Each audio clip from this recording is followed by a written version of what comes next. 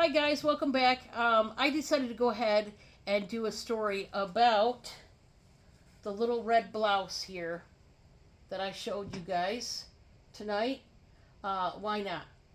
See the lace up detail? Really pretty blouse, and it's still for sale if anybody wants it. But I'm going to go ahead and roll with it. I had to feed the cats, and then I just got done feeding them, so I thought I'd come back and do a story about the shirt. You guys wanted a story, so we're going to do one. I'm going to title this one Stitched Up Sally. And I'm just kind of rolling with it, guys. So just kind of right off the noggin. You guys know how I do these stories. Uh, okay, so this is a story about Sally, of course. And she decides that she is going to go to Joann's Fabric. She wants to get some fabric to make some clothes. She wants to get some organizers. And so she decides to put on the little red blouse that you see here. Now, this blouse was all whole. It did not have the lace up detail like it does now, okay? So it was just the red, shiny blouse here. We're going this way with it. So there was no, lace detail at all, right? So she goes in there, she's looking around, and she goes over by the organizing section. And there was a man, a good looking man, that was over in that section. And she went down the same aisle as he was in, and they started, catching glances of each other. And then, she found him very attractive. He's very handsome. And he found her very attractive as well. And so, he started a conversation. Hi, how are you? Oh, I'm good. What you looking for? And they just start a conversation, as you would in a store like that. And she was thinking in the back of her mind, boy, I, I hate that I'm wearing just this plain Jane blouse, and but hopefully my hair looks nice. I don't know, but you know, um,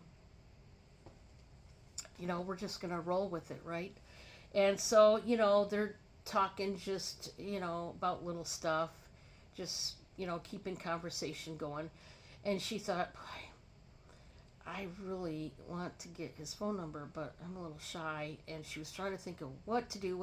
And she thought, I want to see how much he likes me. And so she decided to, bend over and look at this organizing chest that was on the shelf. And she wanted him to, notice her backside because she felt like she had a really nice, backside, if you will. And so she goes to pick up the storage container and try to lift it up so she can see it better. And she makes sure she really, bends over and really, makes sure her badonkadonk is definitely in his view so that he notices it. And when she goes to pick it up, her shirt rips right there. And she's like, I thought I heard a rip. And she sort of looks down. There's the rip. And she's like, oh my gosh. So she's like bended over like this. And she's holding her shirt like, oh my God, what do I do? What do I do? It's ripped. And so she's like, okay, I got to put it down. But I don't want him to see that it ripped. She was hoping he didn't notice. And so she puts it down, and she goes to stand up, and she kind of turns, and the shirt then rips in that second spot down at the bottom, right there. Now, it's ripped really good at this point. You can see. That one's the smaller rip, but then this one's the really large rip. And she's like, oh my gosh, how embarrassing. How am I going to get out of this one? So she's like, she kind of turns and she's still kind of squatted down, trying to hold the shirt sort of where he can't notice it and kind of turn away. And she's like, "Excuse me, Zach. I'm going to have to go look for the ladies' room. I'll be back." And she hightails it to the materials section. And there's a woman there. And she goes, "Can I help you, ma'am?" And she goes, "Please, please. Could you do me a big favor? I just ripped my shirt in 2 places. I need it stitched up, please. Please help me." And she said, "Oh my word, yeah, stay right there. Don't move."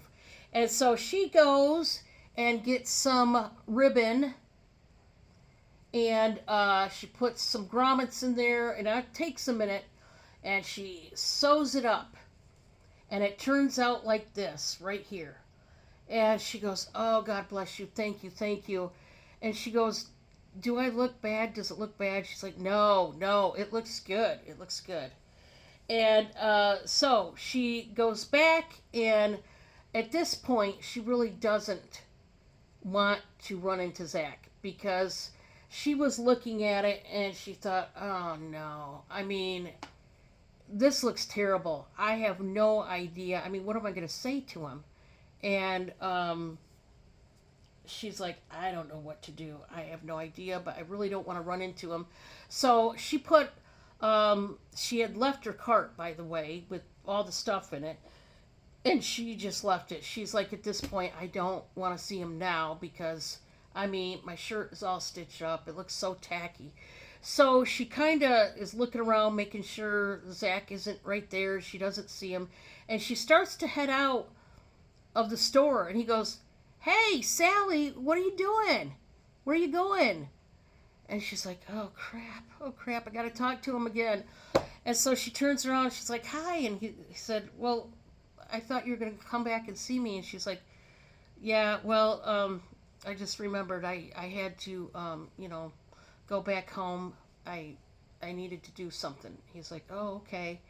And he noticed, she couldn't hide it, the lace-up detail here.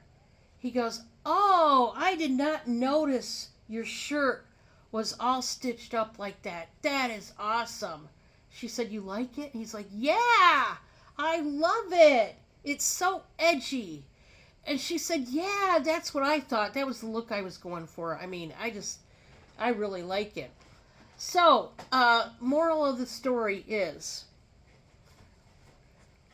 when you have a ripped up shirt and things happen, you're in a store and just stitch it up. Hey, you never know, you could make a love connection with somebody. And that is my story, Stitched Up Sally. How do you guys like it? I had to think of something on the fly. I couldn't think of anything else. Give me some feedback. Let me know how you like it. I'll see you guys on the next one. Bye, everybody. Bye.